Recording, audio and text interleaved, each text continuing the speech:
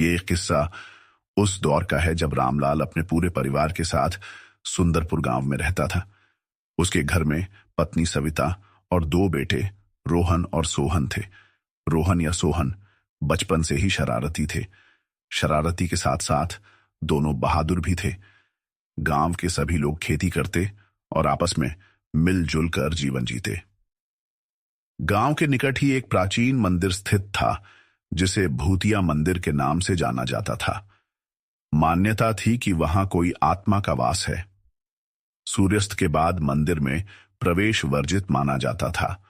सभी लोग संध्या की आरती के लिए सामूहिक रूप से वहां जाते हैं और आरती के बाद एक साथ वापस लौटते। कोई भी अकेला वहां रुकने की हिम्मत नहीं करता। जब रोहन और सोहन को इस रहस्य का पता चला तो उनके मन में इसे जानने की इच्छा जाग उठी।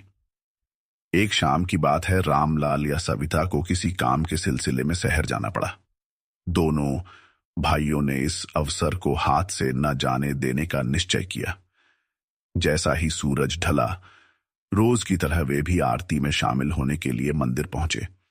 सभी गांवों वालों ने मिलकर आरती की और आरती के बाद सभी लोग धीरे धीरे लौटने लगे, परंतु रोहन और सोहन चुपचाप मंदिर के पीछे छिप गए।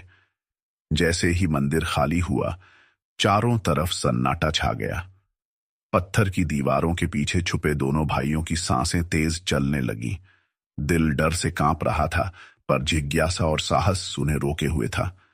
कुछ ही पलों में मंदिर के अंदर से एक सफेद धुंधली आकृति प्रकट हुई। अचानक ठंडी हवा चलने लगी। वह साया धीरे धीरे सीढ़ियां उतरता हुआ बाहर आया और एक जगह पर रुक गया, जैसे किसी को ध्यान से देख रहा हो। रोहन और सोहन ठहरे उठे, फिर भी चुपचाप उसका पीछा करने लगे। वह रहस्यमयी आकृति मंदिर के पुराने तहखाने की ओर बढ़ने लगी, जिसे वर्षों से बंद समझा जाता था। सोहन ने फुसफुसाकर कहा, हमें भी अंदर जाना चाहिए। रोहन ने सहमति में सर हिलाया और दोनों नीचे उतर गए। जैसे ही दोनों उसके पास पहुंचे, वह साया मुड़ा और उन्हें देख लिया, मगर उसके चेहरे पर क्रोध नहीं, शांति और पीड़ा थी। धीरे से वह बोल उठा, डरो मत। मेरा इरादा किसी को हानि पहुंचाना नहीं है। मैं केवल चाहता हूं कि मेरी कहानी सुनी जाए। रहस्यमयी आकृति ने उन्हें एक संदूक दिया, जिसमें पुराने समय की सामग्री रखी हुई थी। वह आत्मा एक वृद्ध पुजारी की थी, जो कभी बच्चों को पढ़ाता था और गांव के हर व्यक्ति की मदद करता था।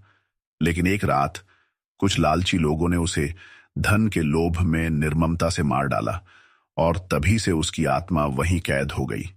उसकी अंतिम इच्छा थी कि कोई उसकी सच्चाई को उजागर करे, ताकि वह शांति पा सके। अगली सुबह रोहन और सोहन ने पूरी बात गांव वालों को बताई। सभी लोग एकत्र हुए, मंदिर की सफाई की, पुजारी की स्मृति में एक दीप प्रज्वलित किया और वहां नियमित पूजा आरंभ हुई। धीरे धीरे वह जगह जहां लोग अंधकार और डर से कांपते थे, अब आस्था और श्रद्धा का केंद्र बन गई। अब वह भूतिया मंदिर नहीं, बल्कि सच्चे साधु का मंदिर कहलाया जाने लगा। उस रात के बाद से रोहन और सोहन को गांव में वीर भाई के नाम से जाना जाने लगा। दो ऐसे साहसी लड़के जिन्होंने न सिर्फ एक रहस्य से पर्दा हटाया, बल्कि एक आत्मा को मुक्ति भी दिलाई।